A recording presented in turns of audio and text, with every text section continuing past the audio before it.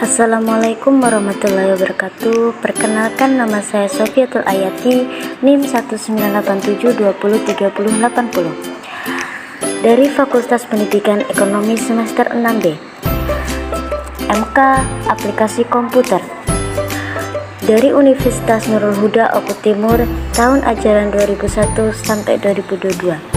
Dosen pengampun Muhammad Fatani MPDI.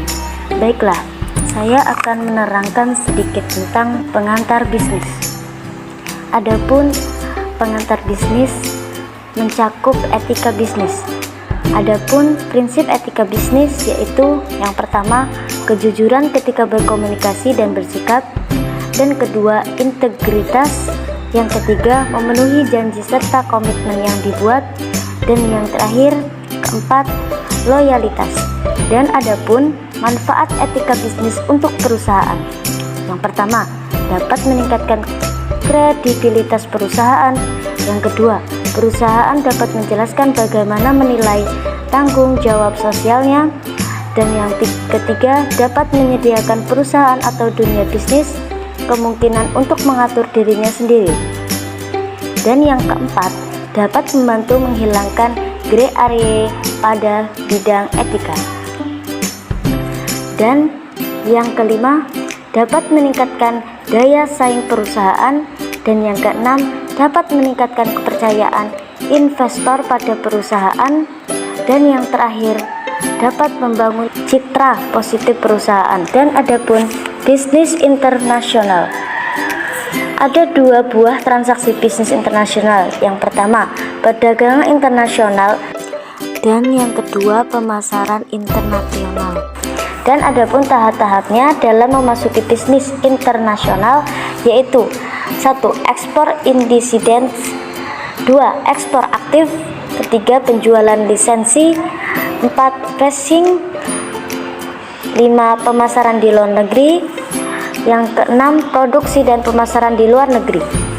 Dan adapun hambatan dalam memasuki bisnis internasional, yang pertama, perusahaan multinasional, perbedaan bahasa, sosial, budaya, atau kultural.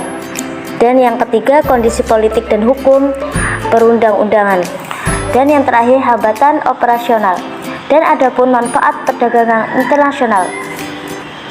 Yang pertama, setiap negara akan mendapatkan barang yang tidak ada atau tidak diproduksi di negeri sendiri.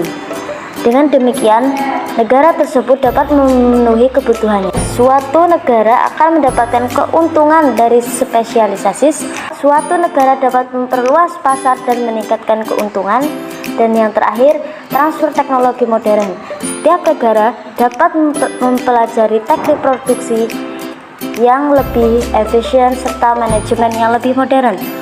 Dan adapun sistem perekonomian. Adapun macam-macam sistem ekonomi. Yang pertama, sistem ekonomi tradisional. Yang kedua, sistem ekonomi terpusat atau komando. Dan yang ketiga, sistem ekonomi pasar. Dan yang terakhir, nomor 4, sistem ekonomi campuran. Dan adapun faktor-faktor yang mempengaruhi pertumbuhan perekonomian di Indonesia. Yang pertama, faktor produksi, faktor investasi. Yang ketiga, faktor perdagangan luar negeri dan neraca pembayaran.